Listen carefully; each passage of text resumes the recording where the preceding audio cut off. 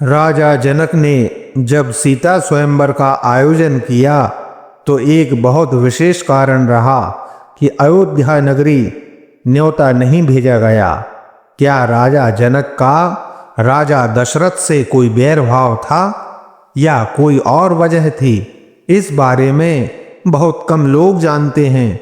आज हम इस वीडियो में इस रहस्य को सुनेंगे व ये जान पाएंगे कि जनक जी ने स्वयंवर का न्योता अयोध्या क्यों नहीं दिया। एक समय की बात है कि जब जनकपुरी का एक व्यक्ति जिसका विवाह हुए अभी 1 वर्ष ही हुआ था, वह व्यक्ति अपनी पत्नी को लवाने के लिए ससुराल के लिए पैदल निकल गया और रास्ते में दलदल थी जिसमें एक गाय फंसी हुई उस व्यक्ति को दिखाई दी।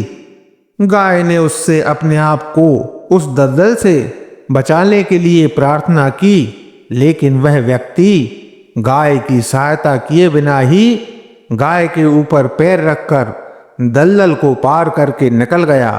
तभी गाय ने अपने प्राण छोड़ते हुए उस व्यक्ति को श्राप दी कि तू अपनी पत्नी का चेहरा नहीं देख सकता।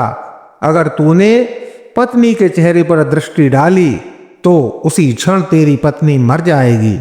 उस व्यक्ति को बहुत पछतावा हुआ, लेकिन अब बहुत देर हो चुकी थी क्योंकि श्राप देने वाली गाय अब जीवित नहीं थी। वह व्यक्ति इसी श्राप को सोचते सोचते अपने ससुराल पहुंच गया और बाहर चबूतरे पर बैठ गया, लेकिन वह अंदर घर में नहीं गया। उसको देखते ही उसके ससुराल के लोग उसको घर के अंदर चलने को कहने लगे, लेकिन वह बाहर से ही बातें करता रहा, अंदर नहीं गया।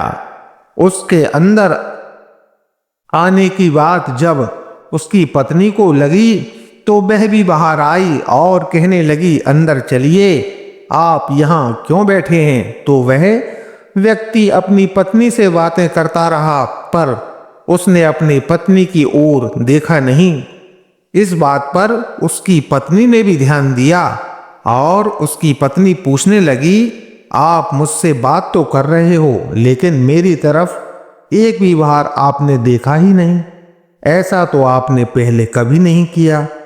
पत्नी की ये बात सुनकर वह व्यक्ति भावुक हो गया और सारी बात पत्नी को सुना दी। पति से गाय के द्वारा दिए श्राप के बारे में सुनकर वह स्त्री एकदम से पहले तो दुखी हो गई और तुरंत ही उसने अपने पति से कहा, तुम डरो मत, मेरी तरफ देखो, मैं एक पतिव्रता स्त्री हूं और मुझे विश्वास है कि तुम्हारे मेरी ओर देखने के बाद भी हम दोनों में से किसी की मृत्यु नहीं होगी। पत्नी के इस तरह बार बार कहने पर उस व्यक्ति ने अपनी पत्नी की तरफ नजर डाली और वह अपनी पत्नी को देख पाता इससे पहले ही उस व्यक्ति की आंखों की रोशनी चली गई और वह अंधा हो गया। ये देख उसकी पत्नी और उसके पारिवारिक जन बहुत दुखी हुए। उसकी पत्नी अपने अंधे पति को लेकर वापस अपनी ससुराल अर्थात जनकपुरी पहुंचे।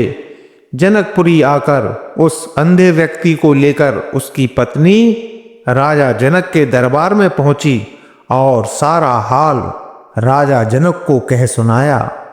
राजा जनक ने तुरंत ही ज्ञानी पंडित और ऋषियों को बुलवाया और इस परेशानी के बारे में बताया और इस श्राप से मुक्ति का उपाय जानना चाहा।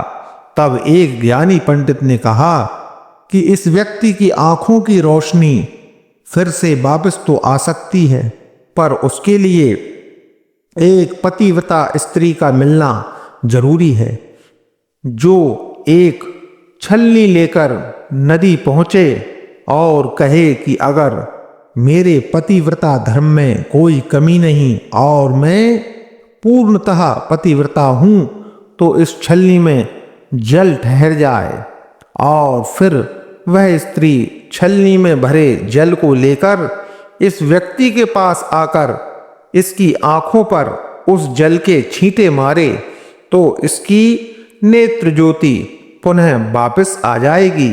यह सुनकर राजा जनक को प्रसन्नता तो हुई, लेकिन राजा ने सोचा इतनी पतिव्रता स्त्री मिलेगी कहाँ। राजा ने सबसे पहले अपने नगर व महल में उस पतिव्रता स्त्री की खोज की, लेकिन उन्हें ऐसी कोई पतिव्रता स्त्री नहीं मिली। फिर राजा जनक ने अयोध्या के राजा दशरथ जी के यहाँ ये संदेशा भेजा और सहायता मांगी।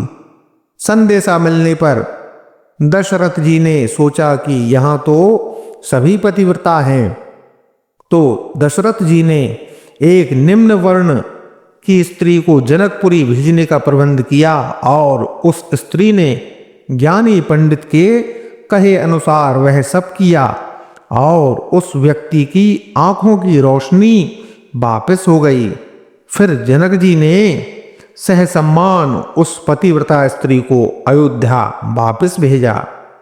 यही बात राजा जनक के मन में चल रही थी सीता स्वयंवर के समय कि अयोध्या में जब निम्न वर्ण की स्त्री भी इतनी शक्तिशाली है तो उन सबके पति कितने शक्तिशाली होंगे।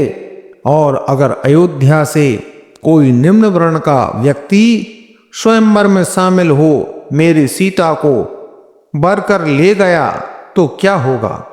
बस यही डर था कि राजा जनक ने सीता जी के स्वयंवर के समय अयोध्या न्योता नहीं पहुंचाया।